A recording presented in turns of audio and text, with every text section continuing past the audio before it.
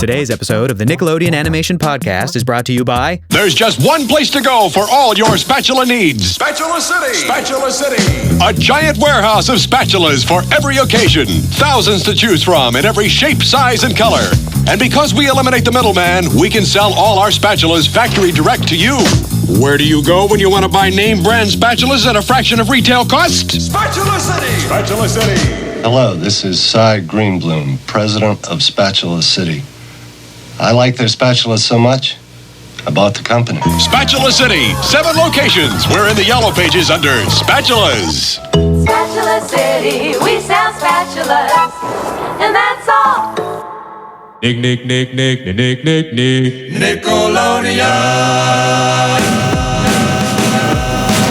From Nickelodeon Studios in Burbank, California, this is the Nickelodeon Animation Podcast. Hi, I'm your host, Hector Navarro. Welcome to the podcast. Our guest today needs no introduction, but I'm going to give him one anyway. Weird Al Yankovic is nothing short of a musical genius who's been releasing pop hit parodies for over 30 years. Plus, he's been a staple of the animation industry ever since 1986's Transformers the Movie featured the hit single Dare to Be Stupid. Since then, he's appeared on The Simpsons, Robot Chicken, Yo Gabba Gabba, Adventure Time, My Little Pony Friendship is Magic, Gravity Falls, Bojack Horseman, Wallykazam, Pig Go Banana Cricket, and can now be heard as the lead character in Milo Murphy's Law. I guess being white and nerdy has worked out pretty well for Weird Al Yankovic.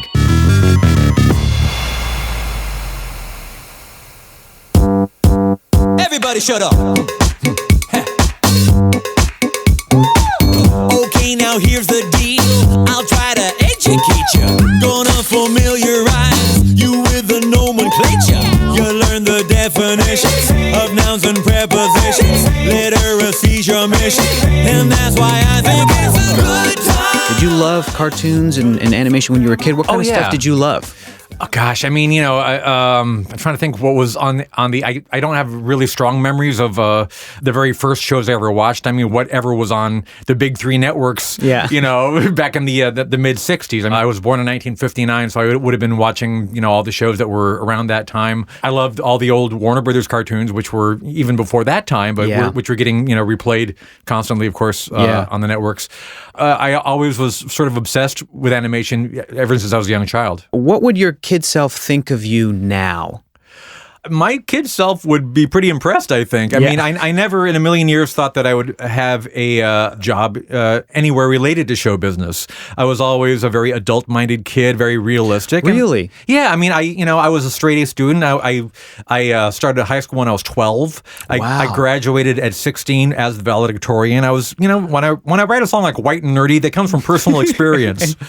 But I always just thought that, you know, when I was 12 years old, I had a guidance counselor talk to me about what I wanted to be when I grew up, and we decided that I would be an architect. Really? So I went to college and I got my degree. Went to 4 years, got the degree, and then decided this isn't what I'm really passionate about. You know, I love comedy, I love music. You know, I don't know that I can make a living doing that, but you know, I'm young. You know, I'm like 20 years old at that point. Yeah, I think, you had a head start. Yeah, absolutely. Yeah. So and luckily things worked out because you know, I don't know. I honestly don't know what I'd be doing right now. You know, if that record deal hadn't come through. Yeah. Was it a gradual thing for you, like during college, or was there one specific moment where you went, I don't know if I can do this. I can't try this right now? I think it was my 3rd year in architecture school. I was pulling an all-nighter trying to get a project done. And I was on the 3rd floor of my architectural labs and thinking, I wonder if I should jump. At that point, I thought, maybe I shouldn't be an architect. Maybe you're right. Maybe it was a good idea to take a break from that at least. What was it about? So it was just a high school guidance counselor. Was there anything about architecture that you were drawn to? Any aspects of it? Well, I had a drafting class that I really enjoyed. I had a really great teacher, and I was very excited about that. And I was really good at math, and I had some aptitude for design. Mm-hmm. And if I thought about that all together, it's like, well, that could be an architect. Sure, why not? So it was just sort of a decision that felt reasonable. Yes. But when I was in college, especially my 3rd and 4th years, I realized that I didn't have the passion that everybody else did, because people in the labs would get really excited about the positive and the negative space and the flow and the form and the function. I'm like, yeah, whatever, it's a house, you know. You can be a coffee achiever. You can sit around the house and watch Leave It to Beaver. The future's up to you, so what you gonna do? Dare to be stupid, dare to be stupid. What is your career creative process like? Do you have a little notebook right next to your bed? Do you I used to, yeah. I mean, I used to have a 3-ring binder like I had in high school with the little plastic dividers for every song title. Oh, yes. And it was so nerdy. And I think I still have all those somewhere in another box in a storage facility somewhere. Oh my gosh. And now everything's done on my laptop. But yeah, it used to be just like all handwritten notes on the lined 3-hold punch paper. That's amazing. Do you have a study in your house? Do you have like a thinking place, or you just kind of do your day and then go, well, if I get hit with something in the middle of the night, I'll get hit with something? You never know where the idea is going to strike. So I might be in bed, and or I might be downstairs. I've got a little. It's not a studio per se. It's like a laptop and a keyboard, but it's like where a room in my house where I would do my demos. So cool. Doing a lot of my work down there. But there's no telling where some stupid idea is going to strike. What kind of things inspire you to be creative? It's hard to say. I mean, most of my ideas, oddly enough, I get in the middle of the night. I think maybe my brain waves are undulating in some specific pattern that make them more creative at that point. I don't know. Maybe it's the phone's not ringing. My Twitter feed is slowed down. My family was asleep. I don't know what it is, but I find that most of my best and or more bizarre ideas come at like 2, 3, 4 in the morning. Do you bounce any of those ideas off of anybody, or do you have a testing ground before you go, yep, I'm going to write this song, I'm going to work on this project, I'm going to do this thing? Whoever's close. I mean, if my wife is in the room, I might throw something at her and see if she thinks it's amusing. Yeah. And if she doesn't, I go, well, what do you know? Yeah. I'm Weird Al. I've been doing this for 30 years. I'm the pro here. You better listen, better do what you're told. You haven't even touched your tuna casserole. You better chow down or it's gonna get cold, so eat it. I don't care if you're full, just eat it. Eat it.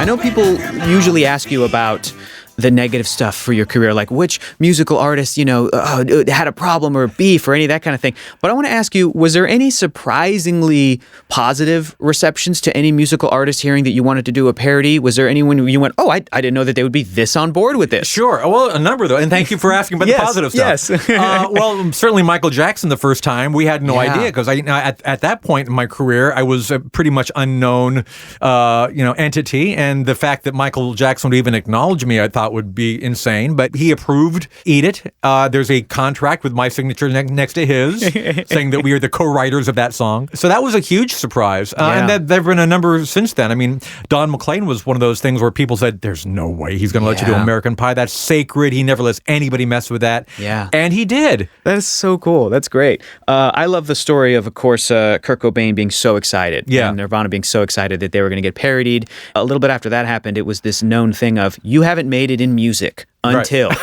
Weird Al, and as a kid, I'm like, that is so cool. That's awesome. That was sort of the tipping point. I've been going through a lot of old memorabilia the last month, and looking through a lot of like reviews and articles in the 80s and early 90s, and a lot of them were pretty unkind. and it's sort of like, it was after Nirvana, then people were sort of like, okay, well, maybe there is something to this. Maybe it is like an homage. Maybe it's, and that was the point where artists were sort of like, oh, well, I've got my platinum album, my Grammy, but I don't have my Weird Al parody yet. What has it been like for you to see that young people might get into music, different types of music, because of that entry level, hey, here's a Weird Al album, check this out? Well, I was just talking to somebody on the podcast crew mentioning that it was because of me that he discovered Nirvana, and that led him to other acts as well. Get out of here. Yeah, so I mean, so that always feels great to be sort of a gateway to a lot of other kinds of music, to expose people to music and genres that they might not have heard otherwise. Yeah. So a lot of people look at my albums as sort of like time capsules of that era of pop culture. So it's sort of like the Cliff Notes to pop music. Yeah.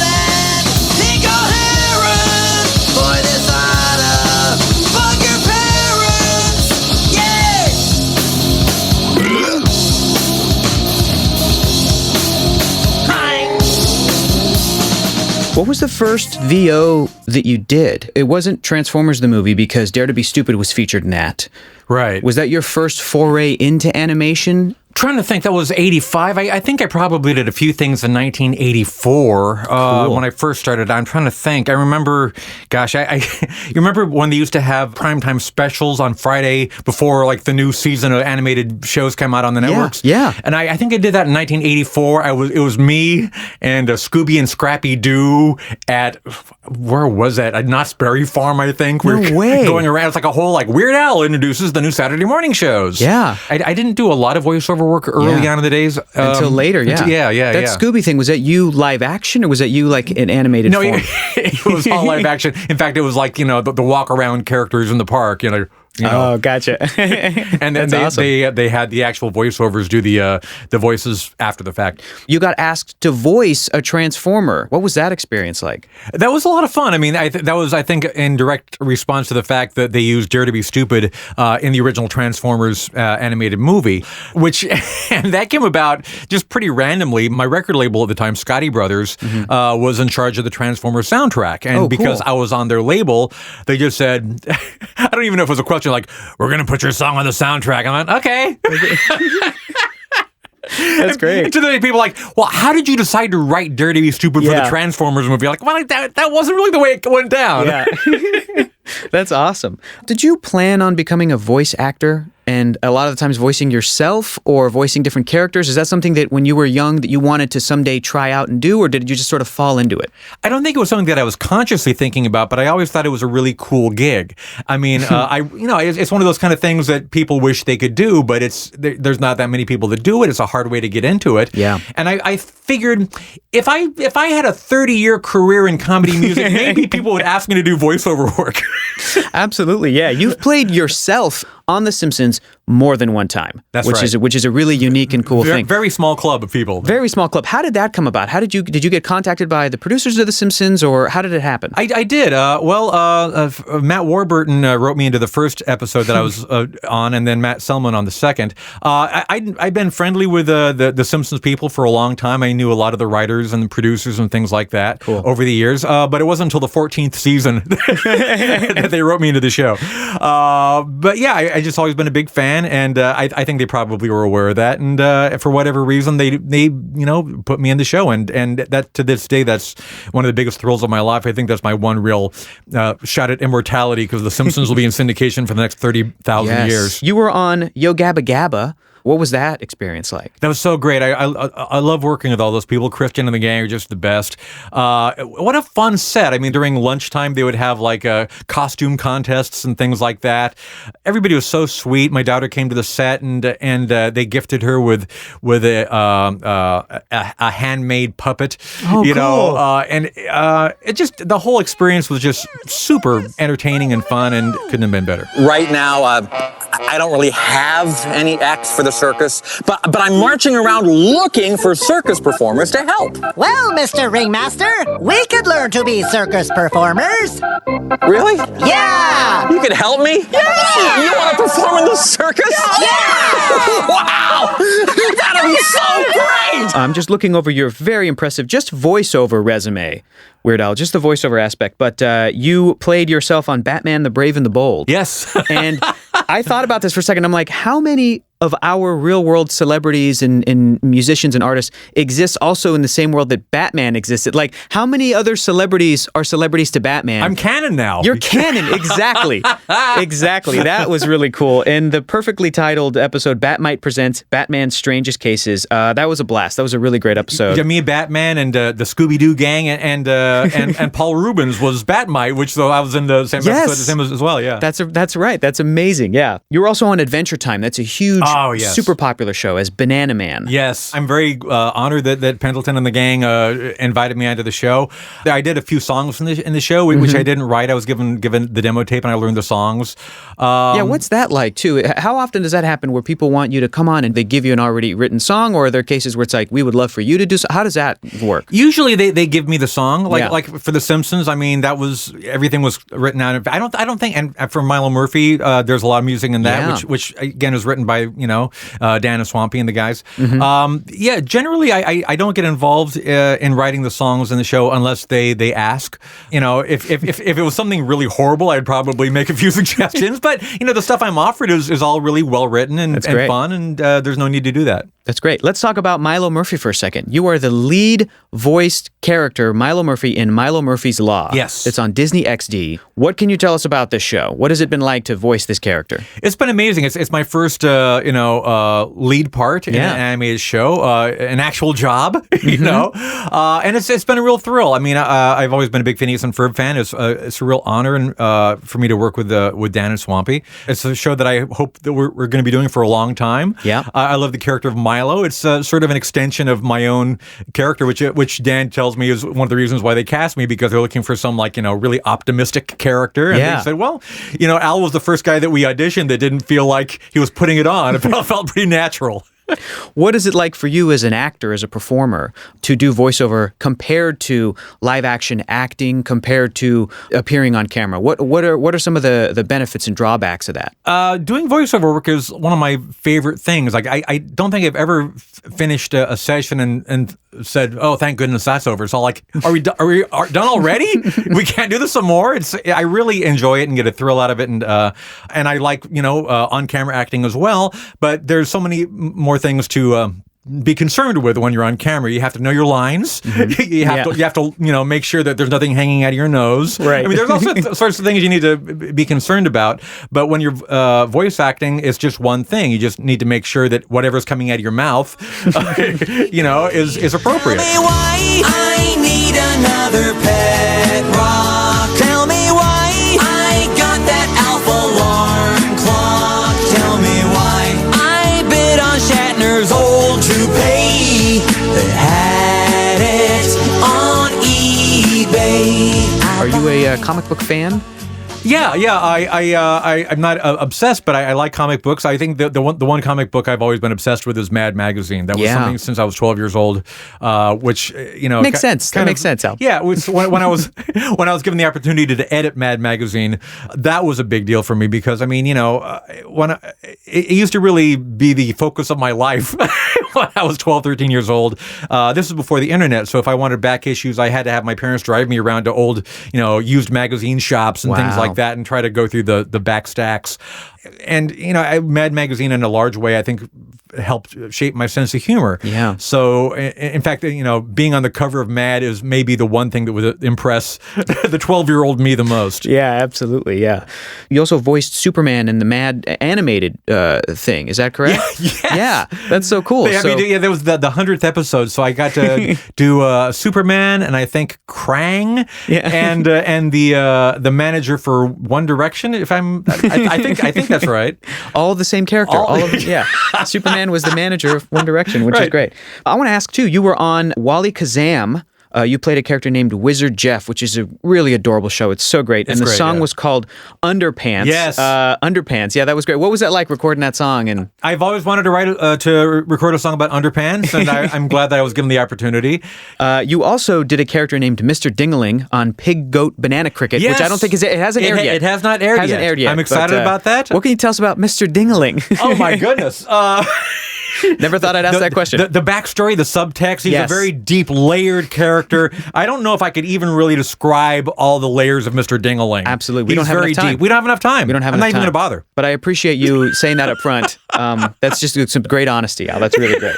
You were on Bojack Horseman. Yes. Hugely popular show. How fun was it to play that character? It was really fun. Captain Peanut Butter. Yes, Mr. Peanut Butter's brother. Yeah, I think I probably got that job by being proactive about it because I binge watched the first 2 seasons of Bojack Horseman and I loved it. And I'm friends with Aaron Paul, and I just emailed him and said, "Hey man, I just watched the show. I'm sorry I'm late to the party, but I just watched the whole thing and it's amazing. And I'm just really thrilled. Thank you for doing the show." And he was like, "We should put you on the show." And I was like, "Yeah." My friends, or that's what you'll find in place of a treat at the end of the line. And I don't think you want that. Not underpants. Underpants. Underpants. Underpants. Some of my favorite music videos of yours deal with animation are completely animated. I love Party in the CIA. I love Poker Face. That was sort of inspired by the Anajams that Marv Newland and people used to do back in the day, the Rocket Ship Limited stuff, where he would just invite a dozen of his friends to do a bit, and they would have the first frame and the last frame of animation, and you could do anything between those frames, and then he'd put them all together. And I thought, this is amazing. Very cool. So I wanted to do something like that for Polka Face, whereas like we would farm out every single song in the medley to a different animator, and anything they wanted to do. I didn't want to micromanage it. Say, here, this is the song, whatever you want to do.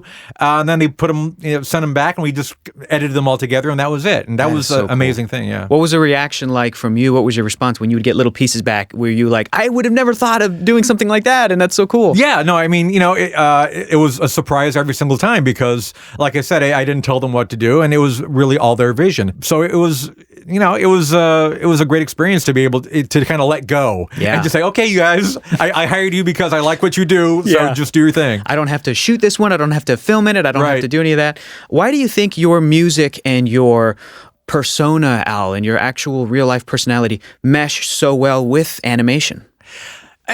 I don't know. It's hard to say. I mean, I don't know if there's a certain personality type that appreciates animation more than another, but I just always had a large affinity for it. That's one of the reasons why I did so many animated music videos. I think maybe at one point I did a lot of animated videos because it was more cost effective than doing live action, but that doesn't say anything. I mean, but I also am obviously a huge fan of the animated medium and want to support and express my love for it. Al, are there any songs that you think that you missed a chance to do, being on topic of being current? Do you think that there's anything that you're like, I missed the boat on that? Or do you feel like, no, I could always go back and do it if I want? Well, yeah, timing is important because, I wouldn't, people, you should do more classic rock songs. And, well, I would, if I could tie it with something that's topical in its subject matter. Right. Because there's no reason to do a 40-year-old song about cheese, and there are some songs back when I was under my album deal that, it had been like 2 years too late to do a song. Like, if I'd have thought of that idea 2 years ago, or if I had an idea and then it was two more years before the album came out, I was like, well, it's a little dated now. I probably shouldn't use this one, which is one of the reasons why I like now the whole digital thing. I'm more excited because now things will not be sitting in the can. Yeah, exactly. Do you ever come up with ideas when you're sitting on the can for songs? Well, 30% of them, pretty much. Oh, okay, great. Yeah. That was so weird that you mentioned that because I really wrote that question down. Oh, good, That's so good. weird. Stop, make it pop, DJ, blow my speakers up tonight. I'ma fight till we see the sunlight. Tick tock on the clock, but the polka don't stop. Yodel-o-lady-hoo, yodel-o-lady-hoo. Polka face, polka face. What has it been like for you to see musical acts inspired by what you've done? And then in turn, I feel like a lot of them regard you with such praise that if they've talked about you or met with you, it's always Weird Al's the king and everybody else is just kind of trying to do their own thing.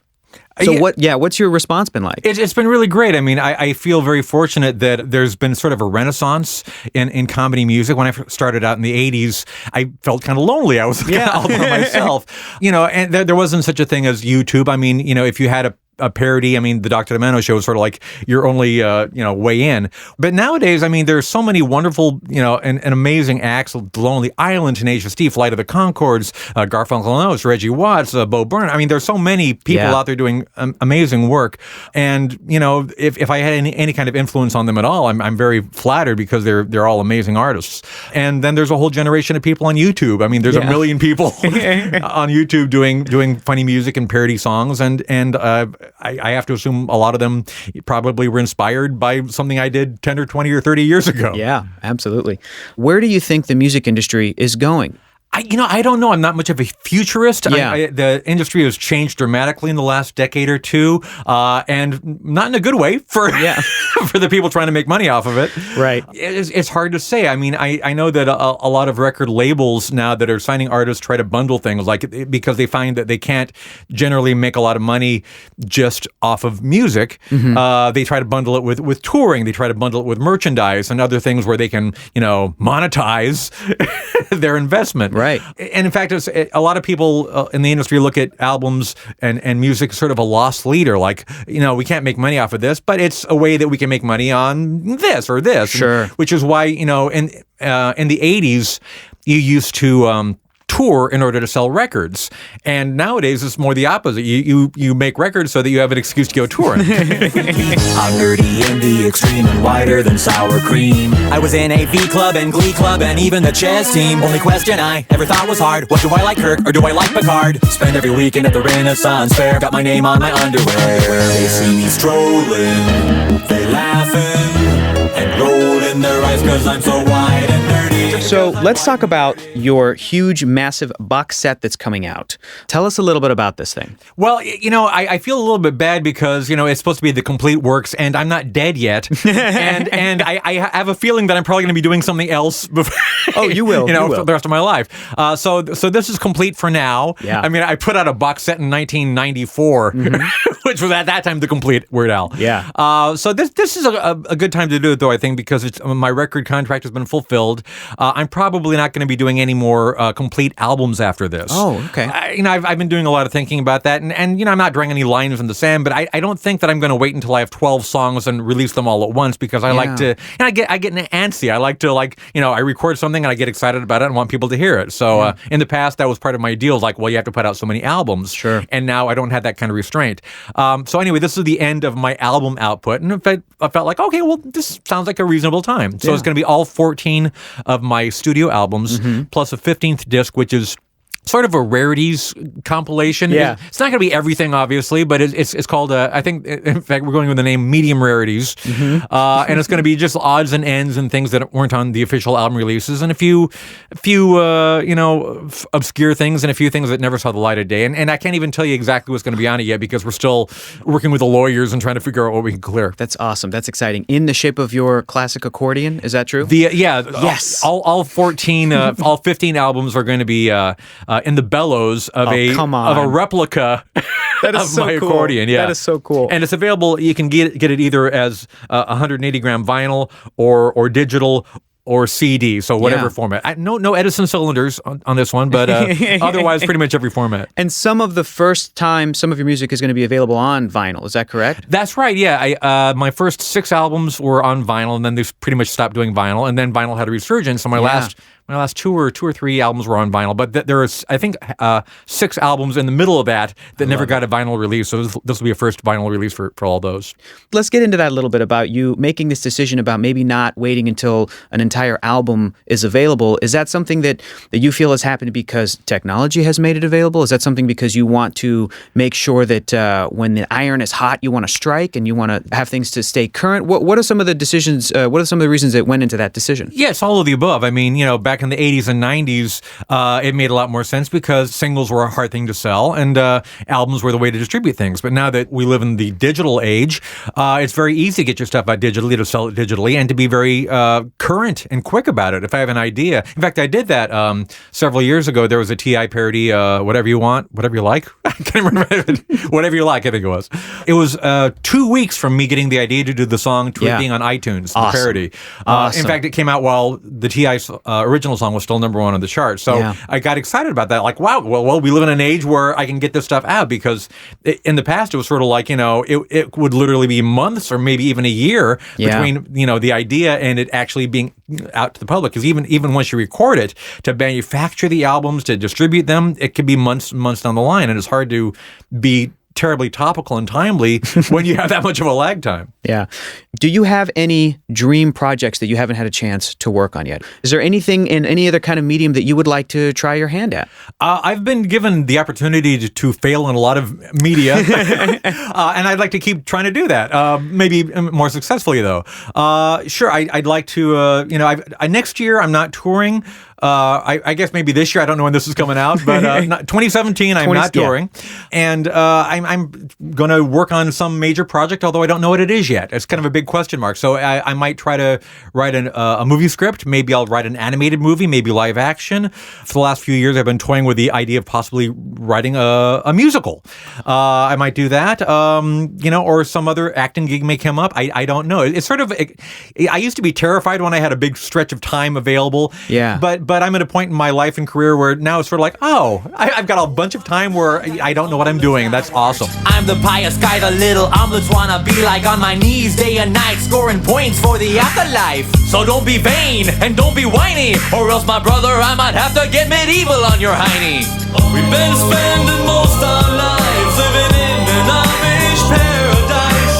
We're all crazy Mennonites living in an Amish paradise. I'm a big fan of the fact that you have never taken drugs, don't drink alcohol. Not yet. Not yet. You know, we don't know. 2017, you got a lot of time. I got a lot of time. I got a whole year off. We're going to try some stuff out. But what I love about it is that you've talked about it before and how it's important to you, but you are also somebody who has worked in Hollywood. And I can imagine that there were times where maybe that was difficult or uncool. But I want to ask, was there any times where you thought, man, this is a really tough business. This is a really cynical industry, a really cynical town. And what I wish I had some drugs right now. Yeah, just to get through it. But what do you sort of hold on to stick to who you are and to what you believe in? It's not so much of a challenge for me. I don't know. I just for me to do what I want to do and be who I am. It's never been something I've thought too much about. I just do what I do. Yeah. And I don't get a lot of outside pressure for people trying to change me or make me into a different person. And if they are, then I just say no. Yeah. Simple as that. That's wonderful, because I don't think that is common in everybody. I think that's kind of a rare thing, that it's easy for you to be you.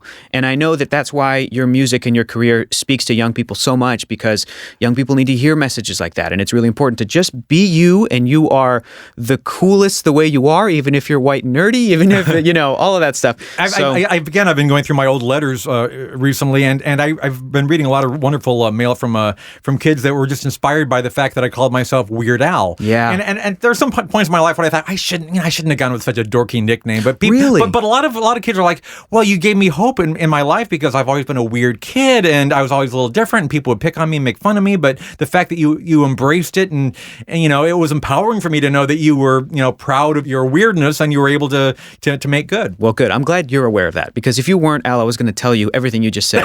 But it seems like you'd already gotten tons of letters, which is great. What advice would you have to fans? Would you tell them to lean into music or to lean into comedy? What would you say? Just go with your muse. I mean, if you want to do comedy music, you should do it. I mean, there's so many more avenues now than there were when I started out. YouTube and portals like that are a great way to do it. I mean, it's a good way for a lot of people to hear what you're doing. And if you're really good, people will notice. I guarantee you, it'll get around. Things go viral, and it's easy if you've seriously got talent and your material is seriously good. People will find out about it. Just put yourself out there. What has it been like for you to see the fan feedback, especially after the internet became a thing, to all of your work? It's been great. I mean, the internet has allowed people to access my work that maybe didn't have access to before. Certainly, there are many pockets of the world that would never have been able to get a Weird Al album.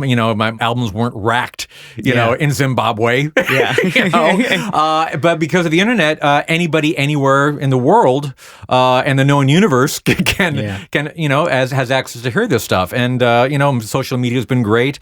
It's allowed people to stalk me more efficiently. Yes. It's a real easy way to do that. Yeah. I mean, it's not like people can figure out my tour schedule. They can, plan their lives around my tour schedule if they so desire. It's just been much easier to connect with the fans, and that's always been really important with me. And the internet's been a remarkable tool. Well, Al, I want to thank you so much for being as funny as you've been for over 30 years. I cannot wait to get your box set. It's going to be fantastic. And thank you so much for coming on to the Nickelodeon Animation Podcast. You're the best. Oh, no, you! No, you're the best. Oh, okay. Well, that was our conversation with Weird Al Yankovic. So cool. Huge thanks to Al for coming down and telling us about his career and his life.